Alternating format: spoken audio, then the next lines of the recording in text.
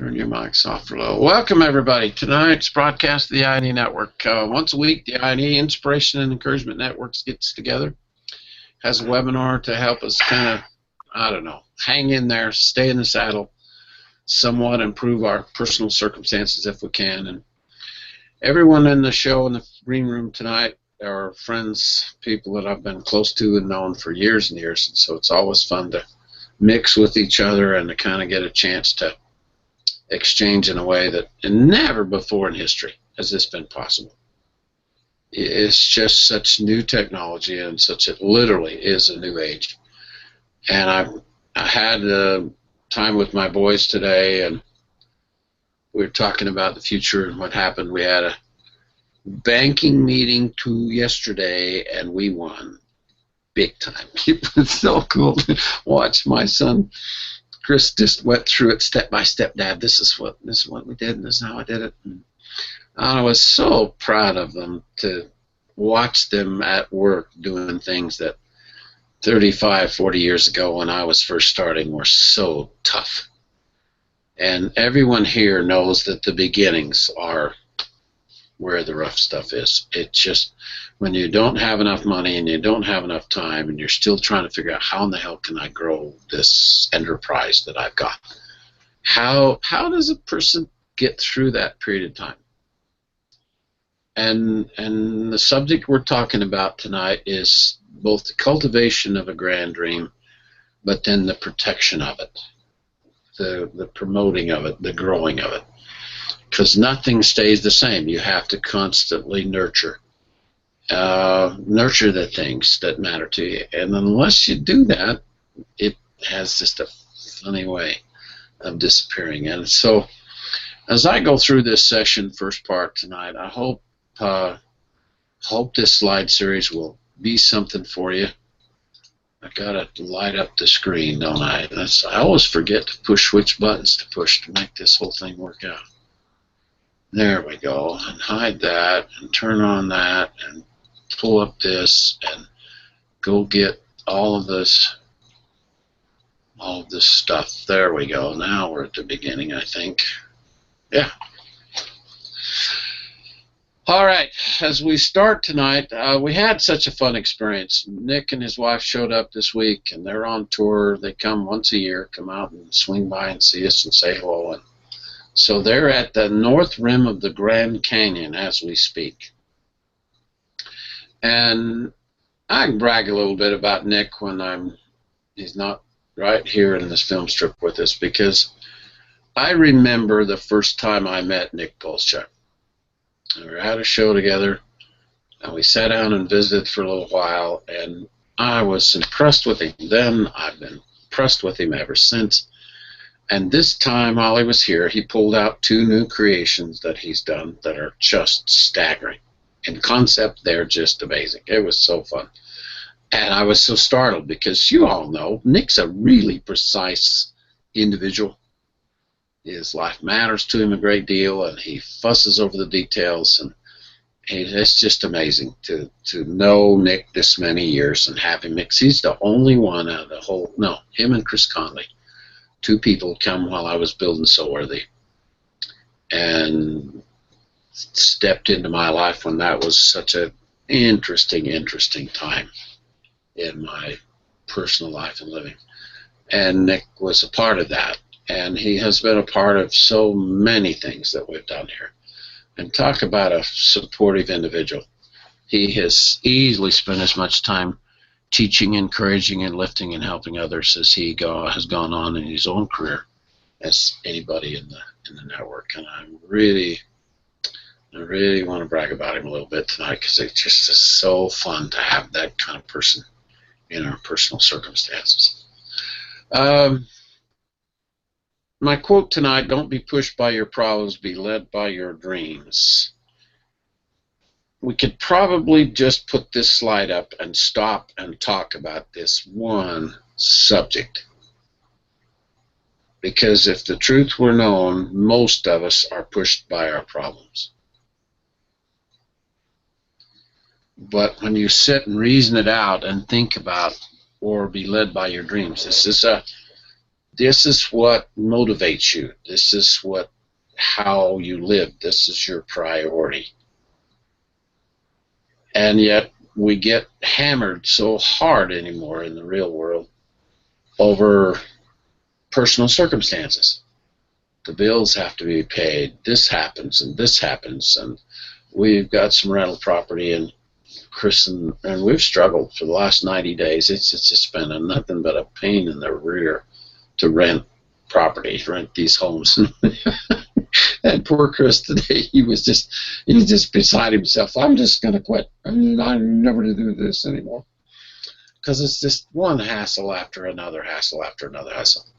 And so when you get pushed a little bit by real life and living, then how do you work on the grand dream? How do you keep that being a part of the motivational process? Because it's not too hard. Every one of us know that if we allow the problems to get in front of everything, then the dream begins to die. The dream just slowly wears out. I saw this on the stream this morning. Success is not final. Failure is not fatal. It is the courage to continue that counts. And I read that last sentence and I went, God, that's important. I don't know anything that once you figure out kind of because I spent some time with my grandson, Ben and Lance, and most of you know that Ben was the 6th ranked gymnast in the nation 3 or 4 years ago, and we had put a fortune into his training, and he had made all the work and all the effort to be Olympic champion. We had hired Yuri, the Russian gymnast coach that was so successful, and Yuri was freaked out because he had a Korean-American kid that was just hell on wheels and perfect for gymnastics. And he was young yet. He was aiming at Brazil. He just had everything going for him. And then all of a sudden he grew damn near a foot, 10 inches in a year, and just wrecked it all. It just went away. He could no longer do what he had been doing. And for a kid to put in so much time and effort and focus, this kid was as determined as any kid on the planet to be a world champion gymnast. And then it just all went to hell. And so we were talking today because he's just getting so much savvy about what we do as a family, and he's learning how the machines work. He's learning how the business works. And he's enjoying it. It's just not something anybody's forced on him at all. But I stopped him today and I pointed out the fact of how his dad is about solving problems. Because my son and my old kids are pretty good at solving problems. And I said, you just don't realize what an advantage it is to be around someone and watch how they solve problems. Try and figure out how are they doing what they do. I'm so fascinated with David Amerlin. I watch that kid's moves on the web and see all that he has just found his zone. The thing that he loves most doing is what he's doing. And when you can find that, and that starts to turn into a dream, you can begin to see, here's my as-is world here, and over here would be better. How in the hell can I move my life gradually from here, not so good, over to here where it's better? And once you begin to sense that you can do that, this was also on the stream today, and I thought, good hell, who would think of doing this? Who would take these ordinary coins and then they deface the face, and it's just not what I would do, but it's different. It's just so different. It's unbelievable. And this is that Steve, what's his name? Steve Lindsay. Steve Lindsay's device. And they engrave hobo nickels. That's what it's called. That's what it's called, huh? Yep. God, is that the coolest damn thing? That lit me up today. The second I saw it, I just exploded. I just went, oh, Judas Priest. Is there a world here, Mel? Or what? Holy crap, there's a whole new world right there. And I just thought, every time you think you've seen everything, just hide and watch, folks. And when you realize what's happening with the internet and your smartphones and all this technology, It is literally changing the course of history, dramatically so. Subtly, you can't see, I don't think, a positive change, but it's coming. It has to. When you can mix ideas so easily, how can it be otherwise? And I just sit back and I like immensely. You guys all know. Hell, there's nothing for me to do a show and put a show up every week for 9 years. I remember when this started. And some of you on the show tonight with me can remember when this started too. And I would sit in the building in the company and sit at my desk and try and figure out how to get the computer going and how to do them. And at first all it was voice and audio.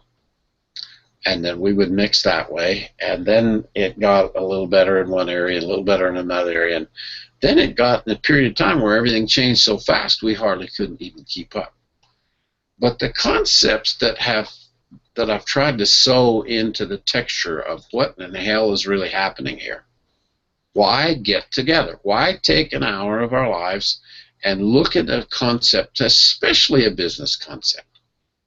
I could teach courses, we could teach courses on technical carving, power carving, engraving, sandblasting, airbrushing, all of that. Every hour of every week we could do that. And that's not where everyone seems to have trouble here. Where we have trouble is the business implementation of the concepts. Because you could just waste your whole damn life on the web playing until your heart's content. But you're never going to make a buck doing just that. And the transition from just playing on social media to figuring out where's the income here, other than advertising that they all do, how can we make that work? And if we can make that work, Jay was talking about, he's on tonight in Oklahoma, and he was talking about he's got 2 shows coming up really quick. And the physical labor, every one of us here know how involved an event marketing effort is. It's fun and exciting going into it, but it's hard work. And you come home, you're just drained dry. I don't care how you handle it, it's going to drain you. And so if you could figure out how then to package and trade what you're now learning to do, because I still think that's where the real money is here. I had a long conversation with Brian Beatty the other day, and I said, Brian, if you don't do a video series, and if you're listening tonight, Brian Beatty, re-listen. This is a what you ought to do moment, my friend. He knows how to do art shows in Europe. He knows how to pull it off, how to pay for it, and how to do it. He's done 2. And talk about an interesting series that would be a really fun thing to trade and sell and teach to other artists. There's something there. And in the process of learning how to do it, all of you saw Jason's video clip that he did on how to finish his spoons. Such a simple little thing that he put up this week, but he did a decent job. I was really proud of him. And I remember my first video efforts were just terrible. They were just absolutely foolish how I went about it, but I got it. I made it work. And in my case, it lucked out. I really think there was a period of time where I finally married video information with the high-speed drill, and then it became marketable. Trying to sell that tool in the old tool way didn't work very well. We tried it. And you can't take a little tiny pen type tool and charge several $100s for it and make it work like a scroll saw. It just did not sell. But the second I matched it with video information and could teach people what it would do, as Woody Searle advised me to do, all of a sudden we had a kit, and all of a sudden we had sales. And I still think that's the same thing we're playing with now. Something's going to break here, and someone's going to figure it out, and I'd like to be a part of that. I'd like to see what happens when we as a circle, because if one can do it, then the other can do it. If the other can do it, then we can all do it. And I really believe that climbing the mountains of success together is the ace in the deck. We're going to go back and talk a little bit about Robin and Craig because this is such a fun story. Robin lived in Colorado and wanted to learn from Craig Holmes. She'd seen his work on the web and had mixed with her a little bit, a time or two, and she's a very accomplished mural artist, and that's how she made her living. But she taught school, art for high school for years, and through complete college art program. And yet she struggled with her making her living, and then all of a sudden her arms and shoulders gave out, and the doctor said, no more murals. Can't paint that way anymore. Your rotator's dying. And so she started playing with the drill and just fell in love with power carving. And she wanted to make Craig. And so this idea of working with the things that really interest you, when she started out, all they were going to do was teach and meet and interact, and guess what? A little more than that showed up in the process. And so it has dramatically changed the course of both their lives. And they were here at the hotel in Madison, Wisconsin. They flew Craig in secretly to surprise Robin because she won the National American Family Home Living contest, and they gave her $10,000 to get her business started. And as they were mixing in this whole process, all three of these were winners in the contest. But they assigned Kathy Ireland to work with Robin. And a connection with someone who has an incredibly strong personal brand. Kathy Ireland was the swimsuit edition of Sports Illustrated and incredibly successful with that, but all that was the other part of her life. And she took her personal brand and began to market herself as a name that would influence the purchase of this or this or this, and licensed her name out. And oh my good Lord, she's $350 million a year, okay? And you just sit back and go, holy God, to get a chance to interact and link and tie up with someone that's this strong and begin to see that, okay, if they can do it, then there's a way for me to do it. And I just think I have a lot of faith in that. I have a lot of feeling that if someone else can turn that name, that is her brand right there, guys. But you sit back and go, well, but that's her, and that can't be me. And I'm going, play the same way. Just try it. Finding solutions for people in business. That's her brand. That's her image. That's everything she plays with. And she puts it on her whole life and has turned it into $300 million a year. And I'm thinking that every one of you who are playing here, since I zeroed in on Success Mountain, I'm still not sure it's the best brand and the best position for what I like playing with, but what I do most is help people get this dream started, something that just grabs you so hard. Can you see this, Kim? You see what's right there? This ought to just absolutely make your brain go. I can see. Yeah. It ought to just make you go nuts because you sit back and start realizing the kind of things that she's good at, and the things that she's thinking about, the direction she's going to go.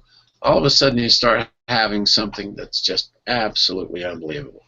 And when you watch what Kathy's doing and can kind of see how it's grown from no one knows who she is to now everyone knows who she is, that's brand enhancement.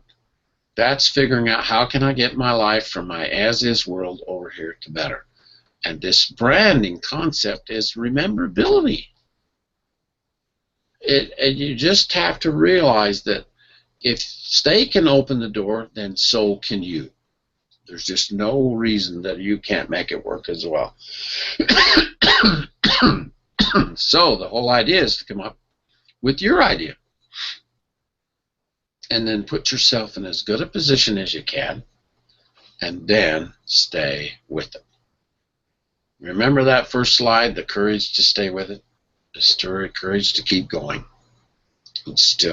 But you won't keep going unless you have something that's yours, something that's worth dreaming about, a life worth living. I bumped into Dan Pink years ago. Came out, we started publishing and writing motivational kind of books, and I like how he says and thinks and does things, and so I've stayed in touch with him, talked to him on the phone.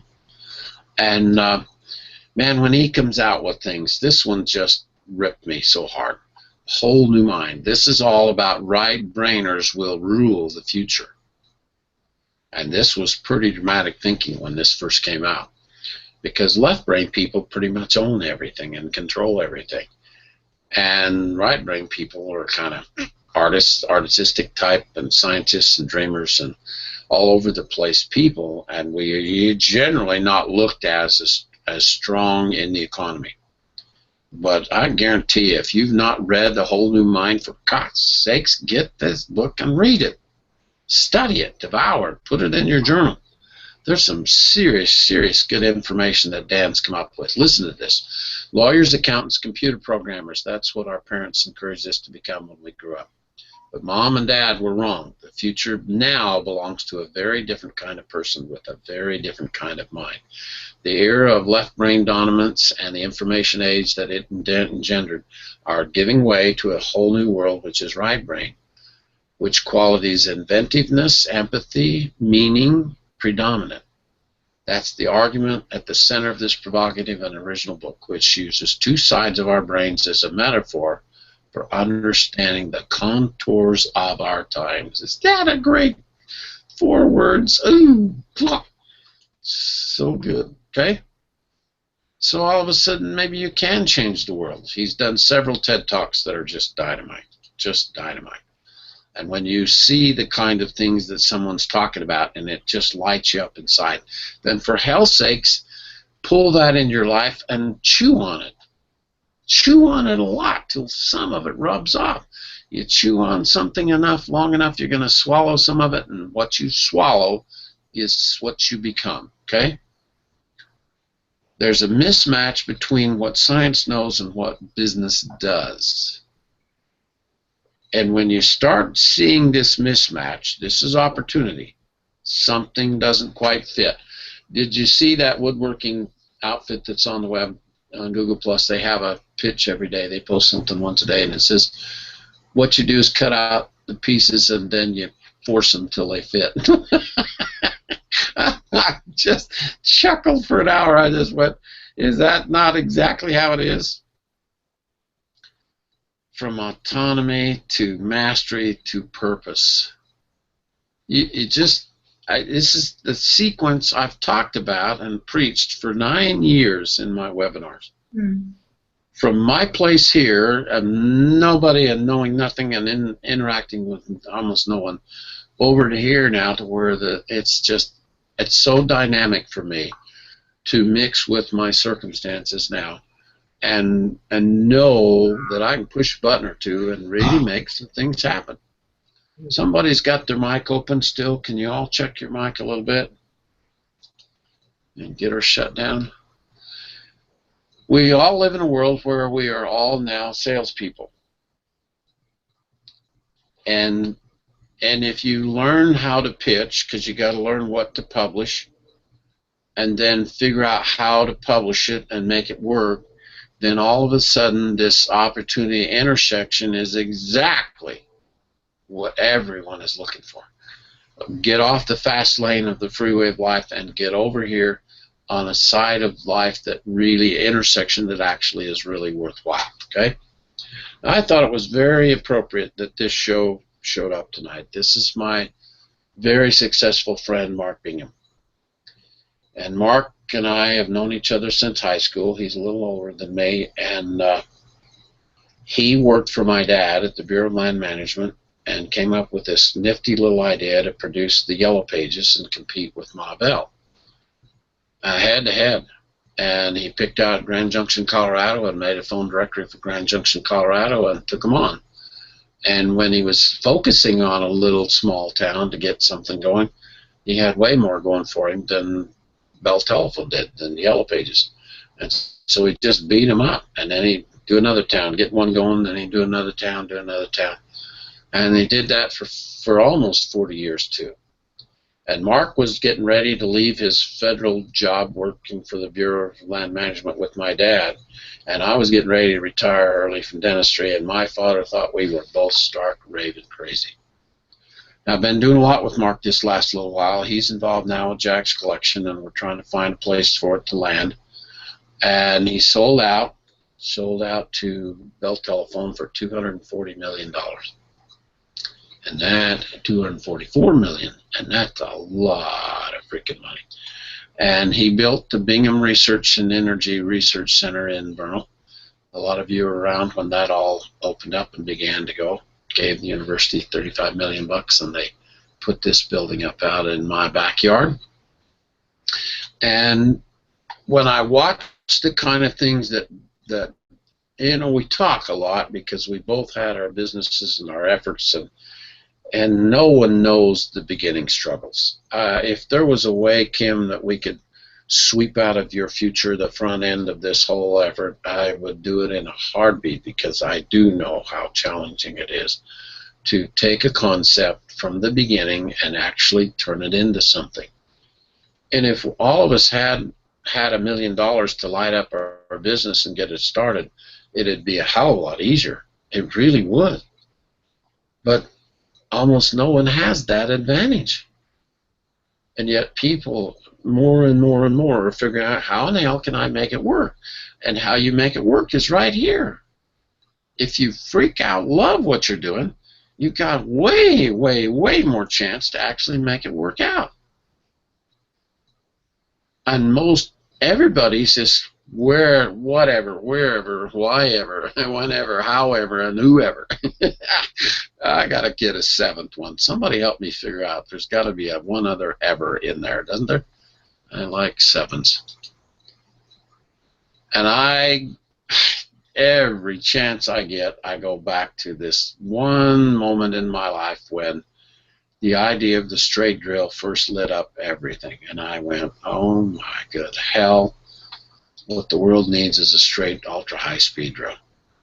And I don't think that was just good fortune for me. I think there's the same kind of combination out there for you. Because what started out as my story was one thing, but it became we very quickly. And a few of us have hung on now for 30 years. Over 30 years. And all we need in this golden triangle now is your contribution. Why not make it work, okay? Because the second you can turn around and lift another person's life, then I don't know how it gets any better than that. I really don't. And when you start seeing, you see a post like this on Google Plus, and you sit and think, social, network media, search, innovation, website, and marketing, and then look how creative they put that together. Somebody really hit that right smack on the nail head. But I guarantee you, if this little slide right here doesn't get into your personal journal, your digital journal, by tomorrow you will have forgotten this. And yet, look, this is the future. This is the future of business right there. They've done it for you. And they put it in a format that you can't miss. And if you see something like this and you say, well, what's your story? Right now, Kim, almost no one in the network knows you much at all.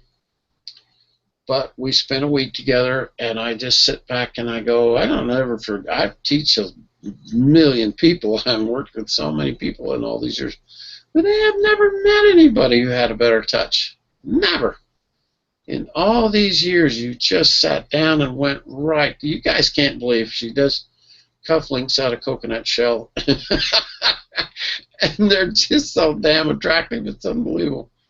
And when I see that, and then you say, well, what's the potential for Kim's story?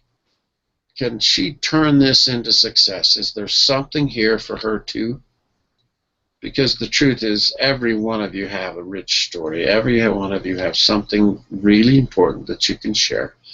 And once you see this road less traveled, you're not going to take your life where everyone else goes. you are literally going to find a whole new, unique way to go. And once you've got that dream going, I think it's the only thing that can keep you going. I just don't see how it becomes any other thing. And once you start realizing you can publish what you like and what you prefer, because blogging is changing. It really isn't blogging anymore. Blogging is just a word for publishing. You put up what you like, and then let Google and the analytics find the other half of the economy that like what you like. It's the most interesting thing that you can groom your stream. If you've never blocked anybody on your stream, you don't know how to make it work yet, because you cultivate what you prefer, but you have to do that. And then you got to play on there a lot. Google says, hey, if you're showing up, we'll track what you're doing. And I think you've seen this week they're bringing back authorship, which is just going to be hell on wheels. And I sit and go, there's some smart people at Google making this whole thing work. I've been looking at a series of videos this week on how to do a better job with YouTube, because we really do need to light that up. And Tam and I spent a lot of time talking about it and thinking about it and trying to figure out what the hell we got to do here to make that work. But they have 10 people on Google, on YouTube, that have 200 million subscribers. Russ has 3,000, a little over 3,000. And I just go, gee, God, 200 million. So what YouTube did was go and then study these 10 people's lives very carefully, what they're producing, how come it's working. Because someone that's that strong with this new social platform has got something figured out for sure. And so then they've done these new training videos on what's going on there. And the one I watched this week has had 48 views is all so far. It is brand new. And I just go, okay, if someone's that strong and has been doing it, then is this not something that you should pay attention to? Okay? If Aaron Wall wrote the book on SEO, search engine optimization, doing well with blogging is not about writing one key post. It's about performing day after day after day and helping a few people at a time. Bingo. That means all of this is well within range of everyone. There's no one of you. All I've done with those 8 shows I did about the new sales team, the All-Star team, I'm asking you to do things you've not ever done before. And this has been several weeks now, and some of you have still not posted what I asked you to. And I go, oh, I don't see how, when you can spend an hour with me for 9 years and not do something new, not learn something new, not push yourself into a direction that's different. I guess you just don't believe what I'm trying to help you with. And it doesn't matter now. You can do it or not. Doesn't matter, but I'm going, if you haven't figured out how to do it, Joni, I got to give you all the points in the world today because you tried a private post and didn't turn out quite as well as you hoped. But you will learn. You will learn. The greatest thing is having the courage. Is not the first slide of the show tonight. Have the courage to keep trying till you make it work. It just, to me, is something I guess the difference is I love it to death. I am absolutely enjoying it no end because the reach is so wide and so deep, and the future is, and once you post something up, it's there forever. Think of that. And you say, well, I don't have anything to say. And I'm going, are you kidding me? There's not a person on the planet that doesn't have a story. And you say, well, I've never written anything in my life. I don't have a book in me. And that's BS. Everybody has a book in them. And one paragraph will lead to 3 paragraphs. And 3 paragraphs will lead to 10. And 10 will lead to a chapter. And one chapter becomes another chapter, and all of a sudden you got a book done. And you do one book, then you got another one you could do. And what happens, I think, it's the most important, is you learn the most.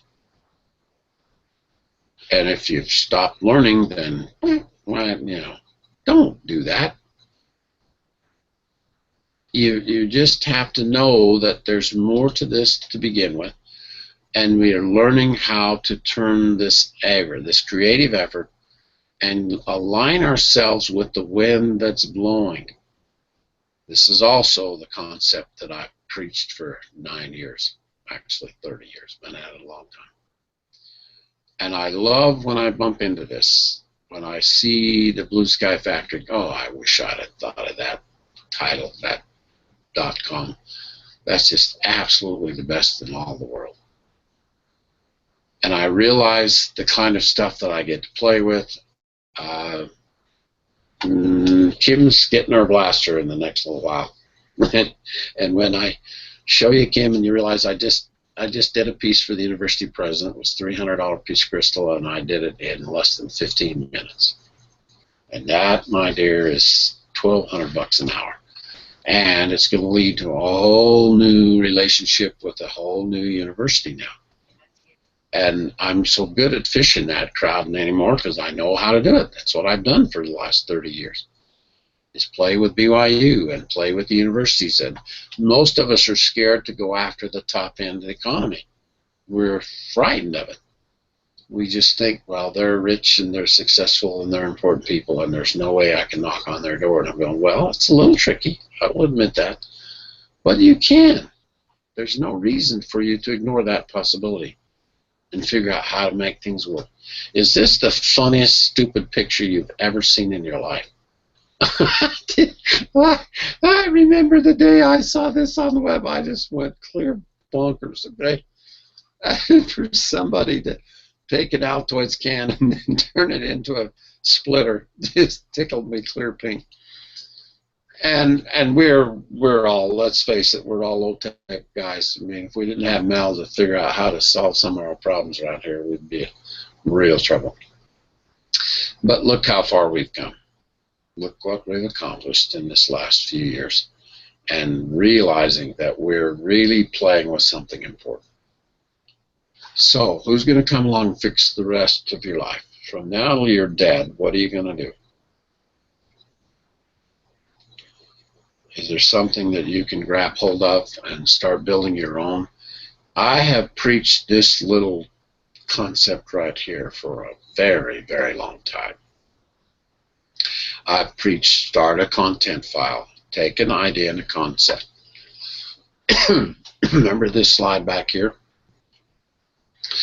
Could you think of something you could write a paragraph about the difference between low-tech lifestyle and high-tech lifestyle is what? Is there some value in your life for the things that we had before there was computers and phones and cell phones and everything? Was there value to a slide rule? And what's happened in the world since it's gone from a slide rule to a smartphone? We have a living period. We've gone through more change in our lifetime than the whole damn rest of the history of the world. And so you could take this one picture and you could write something about that. You could write 2 or 3 paragraphs, make a little post, and describe what this is all about.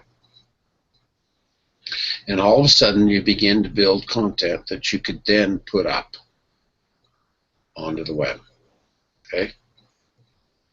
And when you begin to realize that you've got to have this definition of who you are, this branding of you begins to be your email, your name. It starts to affect SEO.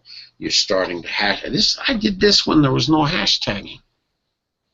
Because if you haven't started doing a hashtag of something that's yours, you're not even on the train yet.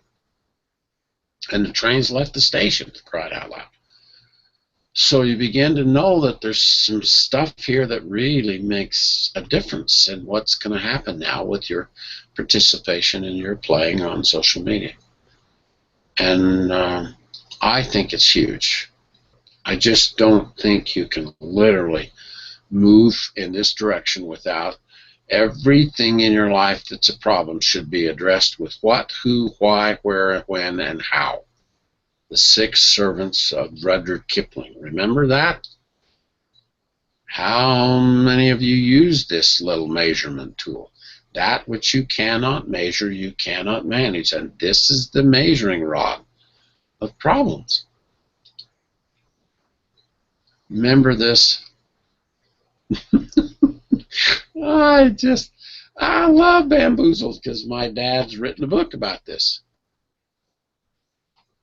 Dad's written a book about bamboozle and about public, all his years in federal government employee. And so for me, this had tremendous impact. But when you see something like this, and then you begin to realize what you're going to do is play with that concept a little bit. I got a call one day. I don't remember. Tam, did you take the phone call from the Secret Service from Chicago when they called? One of the funnest moments in my whole career in business. She's not on right now. She's not on? Okay. Got a phone call, and somebody paged me over the company PA system and said, Dr. Jensen, the Secret Service from Chicago is on the phone. I could have died because that's where I went to dental school. And I sat back and realized, I got on the phone with the guy, and he says, Dr. Jensen, he says, we've looked at your company quite a bit the last little bit. He says, does your equipment have the ability to engrave money, plates for printing money? And I said, oh, good Lord, no. I said, that's really rarefied engraving. There's no way. And he said, well, we just arrested a guy from Omaha this week, and we traced his equipment back through his American Express card to you. And he's done an extremely good $20 bill. And we're just trying to track down all the details. And I said, oh, my hell, I really have the original money-making machine? I said, God, I'd love to use this in my advertising. And he said, sir, we'd really prefer this didn't get out. Oh, it was such a fun moment. But I saw this on the web, and then all of a sudden, I began to realize what had happened all those years ago and how I really have a story, okay, that I could literally begin to put into place. And then all of a sudden, he printed $1 million bill and tried to turn it in at Walmart. So it's always this, we're not all as smart as we maybe ought to be in the process of trying to make a living and have a life. So, I mean, before I end tonight, how's your dream doing?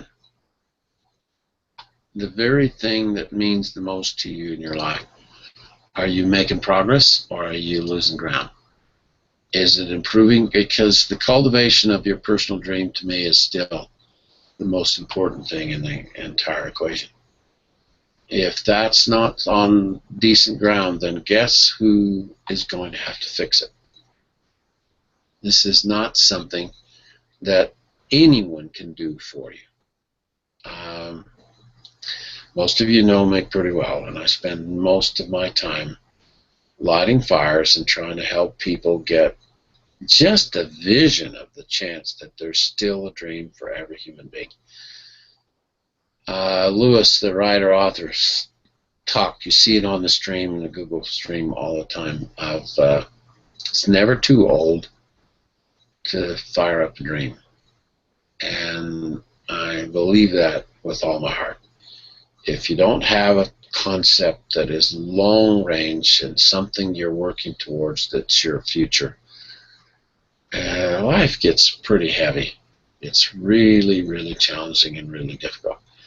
But if you've got this figured out and you've sorted it out and it's beginning to fill you inside, your whole heart and soul says, I'm on the right path. Finally, I'm going where I really ought to go. And once you get that and cultivate and nurture and take care of that dream, don't let anyone destroy it. It's very vulnerable. This doesn't take much for somebody close in your life, usually a family or friend, who thinks you're doing the wrong thing. And Mark Bingham and I have an absolute ball laughing and talking about the fact that there was a time in our little tiny town when there were 3 people that had their brain destroyed. And Dr. Lou's leaving dentistry, and Mark Bingham's retiring early from the federal government, and Jim Zumbo's gonna what? He's gonna turn into a writer? Who the hell does he think he is? And all three of us went our way, and as they say, I chose the path less traveled, and that has made all the difference in my living. And you each have a similar story, in many ways identical. And once you have climbed to some degree your own mountain of success, and we talk about this mastery role of doing something that you zeroed in on and you're getting a name and a reputation for it, and you begin to grow your own name and reputation more by design rather than by accident, all of a sudden now you have something to trade. And in every case, it's going to boil down to what you've now learned how to do. And when Woody Searle sat me down that one day, I was like parting the Red Sea for me. I had tried and tried to make the eggshell thing and the high-speed drill thing and everything I played with for 8 years. I'd struggled with that stupid idea and had not figured out how to make any money out of it for 8 years. And Woody says, son, he says, you're going up the wrong damn mountain. He says, what you need to learn how to trade is what you've learned how to do. Well, you got to have something that you've learned how to do, don't you? Isn't that what you're then trading? And it's a challenge to package it. That's been the whole, I mean, there's, I'll bet not a show I've done in 9 years where I haven't tried to nudge every one of you into writing a book and publishing something. And in that same period of time now, look what's happened with ebook and e-magazine and this new format that's now just so easy to make something work. Had an interesting day today. The boys had a part they've just built for this customer, and it was being shipped out, and they've ordered a ton of it. But there's some assembly now on their end. And so both Lance and Chris did a video to teach their customer how to do the assembly now. And it's their first time they've tried it.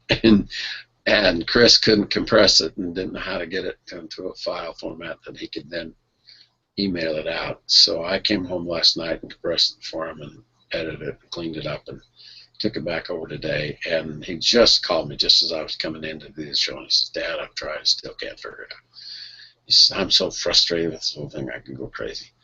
And I'm sitting going, these are my boys, my kids who have done this for 35 years, because until I figured out how to do video and match it with the drill, nothing happened.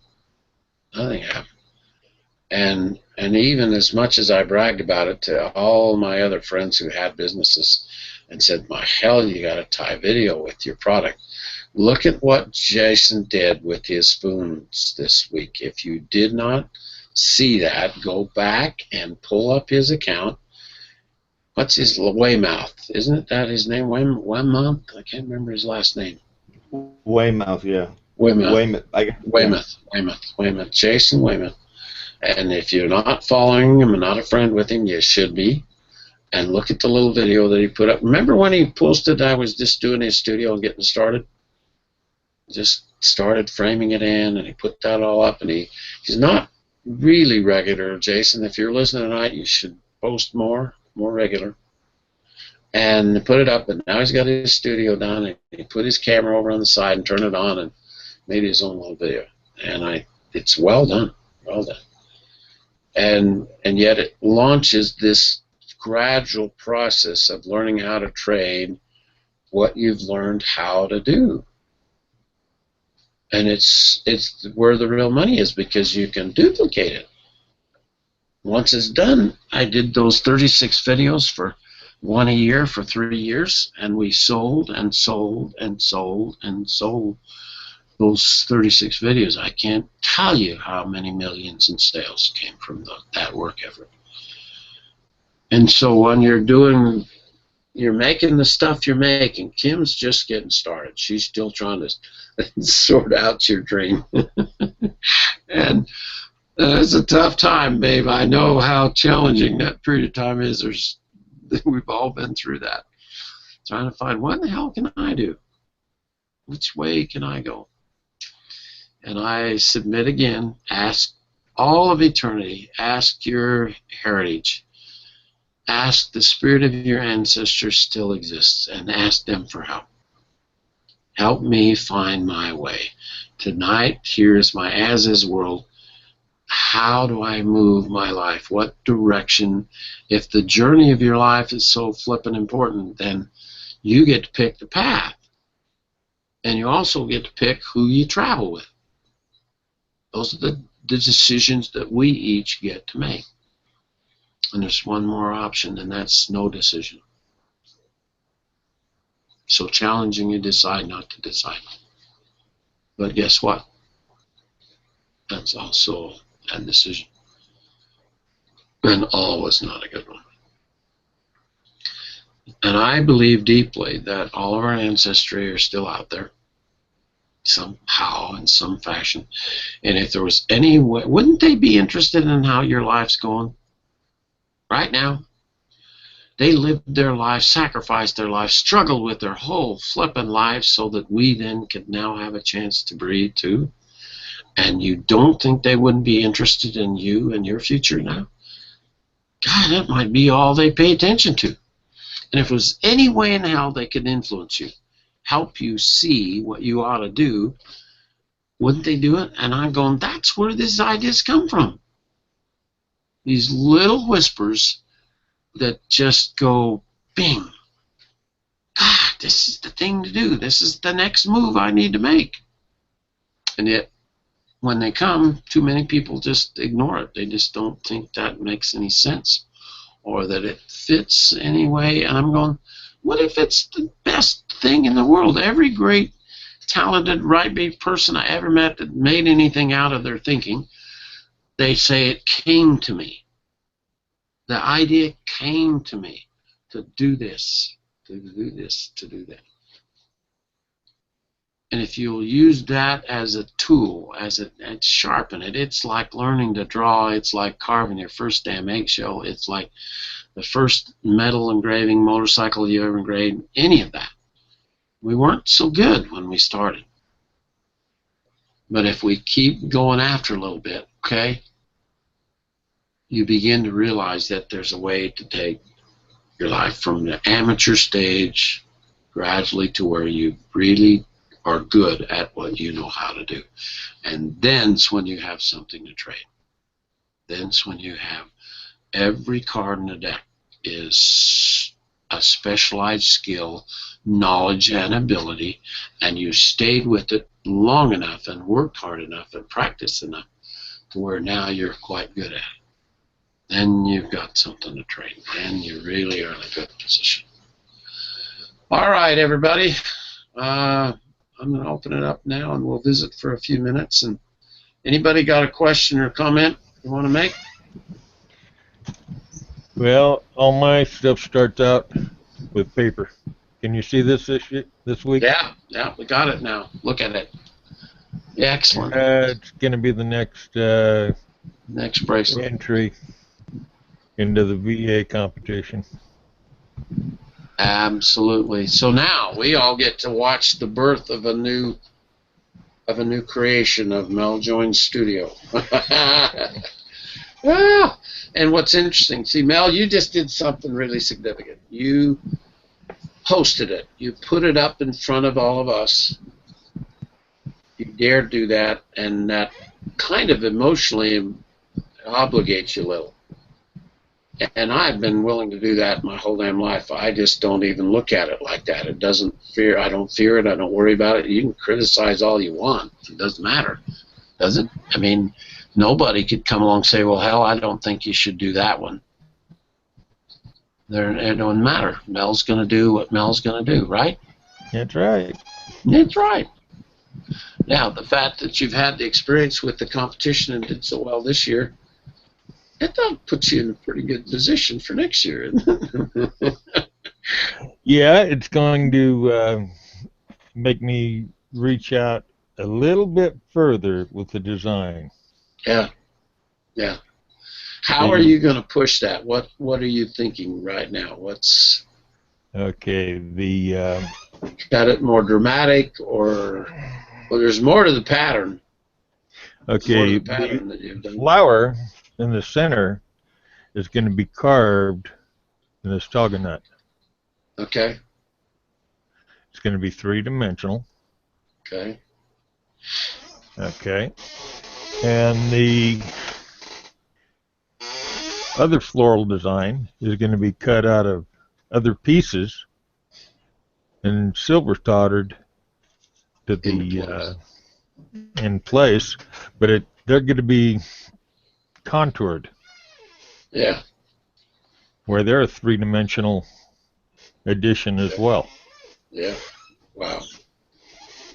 Wow. Wow. Wow. And you're cutting ground that's not. No one else does what you do. I don't see it anywhere. And I think you know that. I think that's why you like playing with stainless. Well, a lot of people, they go after stainless and they say, well, it's too hard to work with. Yeah, I can't make it work. Yeah, that's true.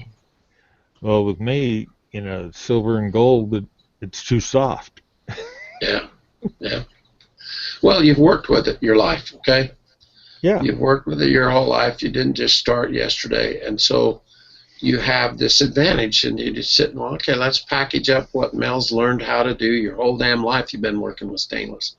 Why wouldn't you? Stainless and other hard exotic metals, yeah. It's just your whole life. And I'm going, well, we could go down the list, and every one of us have invested a part of our lives doing whatever it is that we do or know how to do. And then you say, well, how can I turn that into a product? How can I make that fit what I'm trying to accomplish? And I think that inspiration factor, I've always maintained that no one else can inspire you, because someone will look at the daily stream on Google Plus and it just goes right over their head, and they just, no, that was nothing. All of this is junk. How in the world did you do that? Yeah. And I'm going, I don't know, just something I do. I mean, I saw those coins, those engraved coins today, and it just, my brain just freaking exploded. Oh, that's the first time you've seen them? Yeah, I've not ever seen it before. And oh, yeah. I just went nuts, because I've wanted to cut out coins and do what Robert Lee does. Robert does all that cut out coin stuff, that jewelry, and that's always been a moneymaker for him. And I thought, oh God, before I die, I want to take that Morgan dollar and whack one of them out completely with the jewelry saw and make something neat for each of my kids. I've told you that I got the widow's mites in Jerusalem when we were in Jerusalem with Jack. The guy gave me a widow's mite for each of my 6 children, and that old Roman coin is just without a doubt one of the really great coins in history. And he dug them out of the ground just by the east gate of Jerusalem. In his years of putting people in the ground, he was the curator of the cemetery. And Ali Cromar, God, and so the coin side, my dad, crazy about coins. And well, those hobo coins were basically started in the Depression. That's where it started? By hobos. And they would take a nickel and a sharpened nail and just gouge it and alter the design and redo them. Yep. I mean, damn. Oh, there's a whole industry there. Just right sell them there. Yeah. Way to make a buck. Yep. See, the early engraving was done with a flat chisel-like little. They'd sharpen it with a file and shape it, and it was a two-edge kind of thing, and they'd come in and they'd roll the edges in the metal. So you had to learn how to gouge into the metal and then walk it by tipping it back and forth, and that's how they would write. They learned to write names, put things on metal surfaces with this, and it literally was a sharpened damn freaking nail. I've told you the story of Brasseler. When Brasseler got started after World War II, the dad was made engravers bits. like that? Engravers like that. right there. See that end right there? Just exactly like that. Now you have to know how to sharpen it, you know how to keep an edge on it and everything, but And how to there's play with nothing, there's nothing, yeah, how to play with it. There's nothing that'll do what that damn thing will do. And so as you begin to get a little ability and a little experience with it, and you start to realize what it will do, and you start realizing, oh, God, all I got to do is play more and more with this because I love it. I like doing it. Yeah. And they give it just a slight different look. Yeah, to different your- look. Different look. It cuts, it scores the surface different than the drill. And so the pneumatic chisels, the Gravermeister tools, and the hammer and chisel that gravers have used for thousands of years, not the same as high speed. Nope. So the high speed does things that that tool won't do, and that tool does things that the high speed won't do. But imagine And- what you can do if you had both. Both.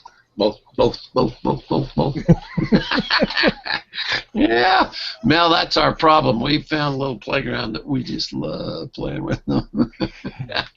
Ain't never met Yeah. a tool I didn't like. Didn't like, yep, that's our problem. We got that little flashing blue light on our forehead that says tool pigeon. Got another tool. Can I ask a question, please? Okay, No, Mark, Joni, go the for it. question period is over. I'm sorry, dear, you missed it. We ended it. I was under the impression that we were not allowed to damage any of the United States coins or bills. Yes. That law has changed. Oh, when did that happen? When you did it? A while back. Pardon? You know You can- how that really works, Joni? There's an old quote that I use in my journal a lot, that it's easier to get forgiveness than it is to get permission. Well, that's good. The And- thing of it and- is, No one's going to prosecute you. No one. It is never going to happen. You don't do enough. You don't. You're supposed to not do it. Yeah. I didn't know the law had changed, Mel. well, you know once more the about coin, that. once the coin is in your pocket, it's your possession. Your property. It's not yeah. the government property any longer. Yeah, and I go you digging can up a little change bit. You can change it any way you want. How about if I drop it and somebody else picks it up? Then The it's only theirs. reason Only if reason it's- coinage even exists is, do you know how many coins we all take out of the system and throw it in a pot or a jar, or we got a zillion. coffee cans? I don't know what the number is, but it's got to be $100 million a year that just goes out of use because we don't use the coins that they produce. So it makes a freaking ton of money for the government. They're never going to cut out making coins. I thought the smartest damn thing in the world is get rid of the penny because they're freaking worthless anymore. Except it makes them a bazillion dollars a year. So playing Sure. with coinage is a kind of an interesting. You could make a whole life just doing that. Yeah, they used to take Kennedy halves and cut out everything in it and just leave the word Liberty and Kennedy's face in it. Oh, make just the face make of it. Yeah. Yeah, make a pendant. Make a pendant or a necklace. Oh, it's elegant. I went down and did a show with Robert, and it was a car show, but he was there with his cutout coinage jewelry collections, and he had rings and necklaces and all kinds of stuff that he produced. And they were elegant and really decent margins. You know, it takes a little time to cut one out, but then your retail is excellent, and all you got to do is be able to cut it out and then polish it. You got to be able to lathe it and cut it or bring it back a little bit, and then know a little bit about soldering and jewelry and clasps and necklaces and stuff. But Rio Grande's got all of that stuff, so there really is nothing hard about it at all. Okay. Yeah, they got videos and all sorts of good stuff, even To help classes. you. Yeah, you can learn. Anything else? What do you think, Ron? Anything turn you on tonight? Yeah, well, it's funny that, you know, when you mentioned about getting together with people from all over the place, you know, today I was on with people from Belize, Bulgaria, Italy. I can't think. There was another. There was another 2 countries, but we were on all at the same time. You know. Yeah, it's the most amazing thing. It's just it's unbelievable. You know What's happening? what's going on. Yeah, never. But I will seen say this. You know, like you mentioned about spending time doing this and doing that. If you cannot figure out a way to monetize what you're doing, then it's not worthwhile doing. If you're doing something, somebody's got a radio on. I don't know. It's got a mic in the background. But if you're doing something and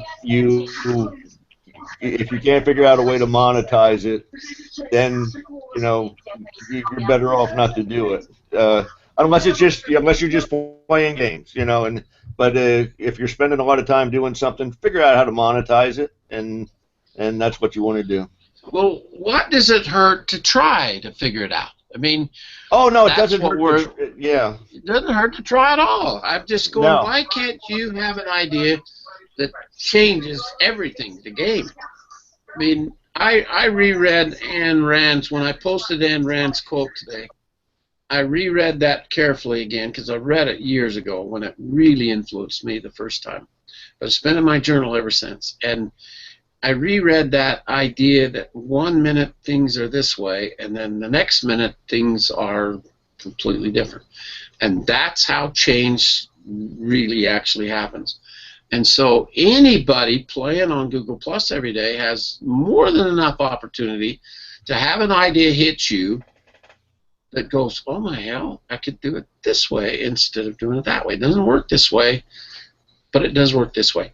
Hanging out with Chris Gardner, my brother-in-law, has been one of the most transition periods of my life. You guys have watched this because I moved to help Mother and help her die, and my dad had passed away, and I've just been through all this transition in this last little while, but still doing the shows. And then it became time for me to try and help Joe and Chris more. And so I picked up that mantle and we moved in that direction. And oh my hell, this has been an interesting transition. Because in all my years, I thought this struggle, I want, Chris hates the word disabling. I now understand why more than I ever did before. And I've watched him move in a way where he can't do a lot of the things that all of us take for granted. We just don't even think about it. But for him, it's a brick wall. And yet, that kid has figured out a way to solve every problem that he faces. I don't know a better troubleshooter than Chris Gardner. And he's got this disposition and this attitude and this nature that's he can meet new people so damn fast and so easy, it's just freaking scary. We don't ever go anywhere that he doesn't say, hi, how you doing, to just about every stranger that he passes. And when he's in his wheelchair and saying, hey, how you doing, most people react. And I sit and look at that circumstance and say, okay, if you spend too much of your time blaming your misfortune or other people for your circumstance and the point where you are, making a really poor choice, because it has nothing to do with anybody else. And how this last period of our life is going to go is up to us. And I think, well, when content and publishing and participation on this web is so flippin' pervasive, and you can get involved for so little time or any money, and it's more time. We've talked about time's the booger here. But why not make more of an effort with that? Why wouldn't that be something that really enhances your personal circumstance? And take the chance. What have you got to lose? And as we share and mix the ideas of how to make it work, this monetization thing, Ron and I've talked a lot about it. This is the real missing link right now. It's great to go over there and play, That's putting your money where your mouth is. There's very few people can actually have figured out how to do that yet. Very few. And I sit and think, well, okay, what if we're the gang that figures it out? Ooh, damn, would I like that? That would be cool. That would be cool. So, all right, everybody. I've just rattled on just about long enough. I hope there's some meat here to it. Hold my parachute and watch this. I'll see you all later. Hold my coffee and watch. You guys all remember the night that happened the first time? You remember that? We're talking away, and Mel just came on and he says, I've got a great saying for that very moment. Hold my coffee and watch. I will never forget that. That was such a fun night. Appreciate all of you. I enjoy your relationships, your friendships. Your mix is so valuable and so important and so helpful.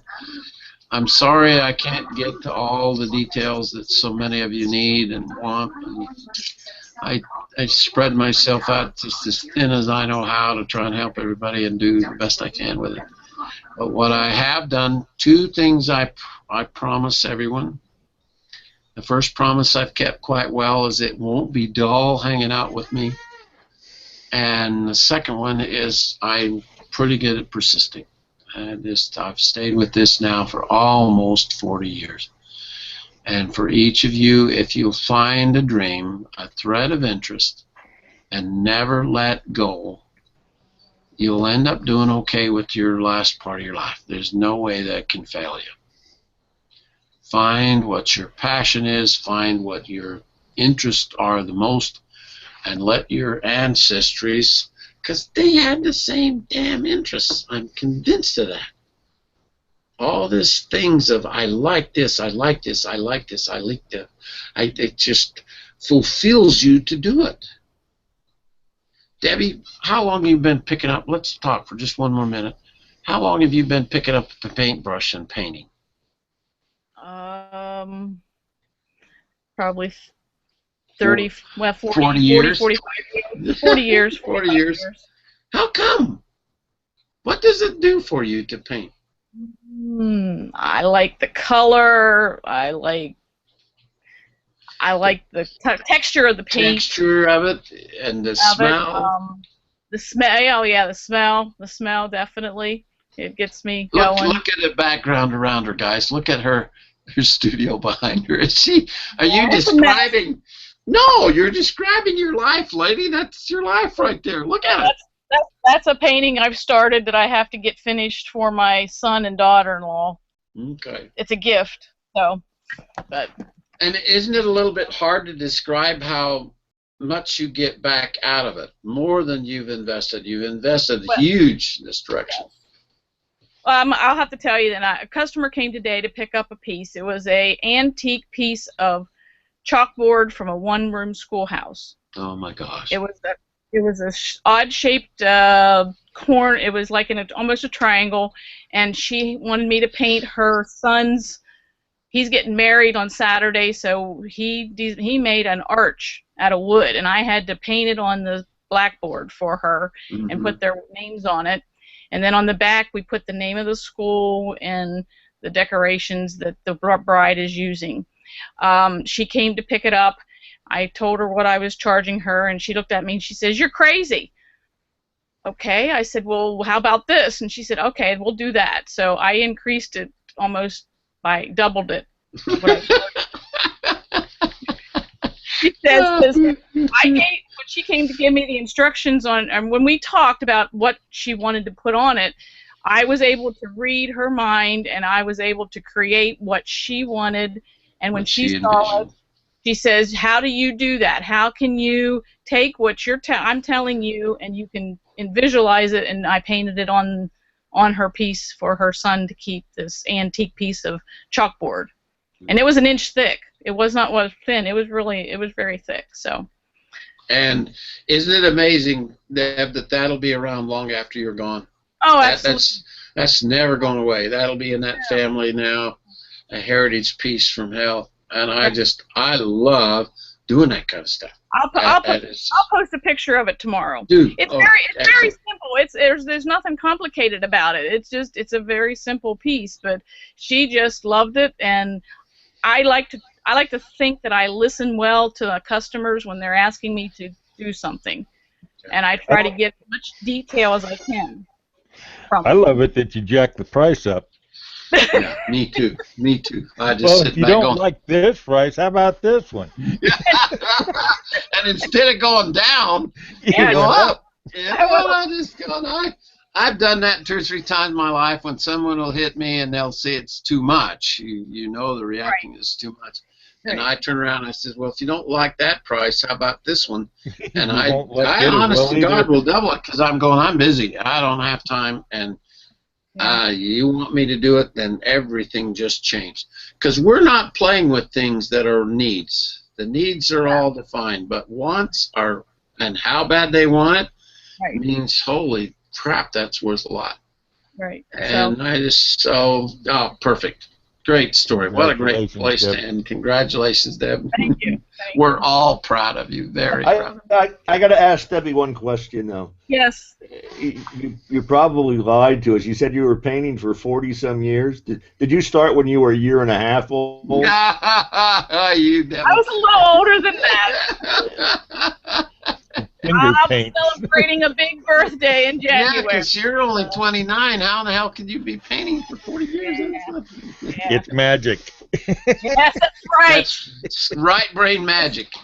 Or It's the paint- right brain It's the paint logic. that I use. It's the paint that I use on me. It is. It's all that good living back in farm country in Pennsylvania. Yeah, that healthy Yes. living. Yeah, I'll tell you what it is. I have some fun news also. My brother got his first gun stock commission, I think yesterday. I got to call him. I'm going to call him as soon as I get off the phone tonight or the show. And he's so, because I've been trying to tell him for how many years, brother is also a dentist, for crying out loud, you ought to be carving with that damn power pen. And he's getting good at it. He's got a really good touch, but he got his first commission stock. So I'm thinking he's sitting in tonight and listening in as well over on the YouTube channel. So congratulations, my brother. All right, everybody. Catch you later. Appreciate your participation, your contribution. Emails, anything I can help you with. And keep in touch. Good luck, Kim. You are our next superstar, so hang in there, babe. And we'll Welcome to the crowd, Kim. welcome to the Thank crowd. you. Absolutely, lady. We're looking for all your super success in the future. It's going to be really, I guarantee you, I can pick them. And this lady has some incredible, gifted, talented hands. So, all right, everybody. Good night. See you next Wednesday night. All righty. Good night. Good night, Lou. Right.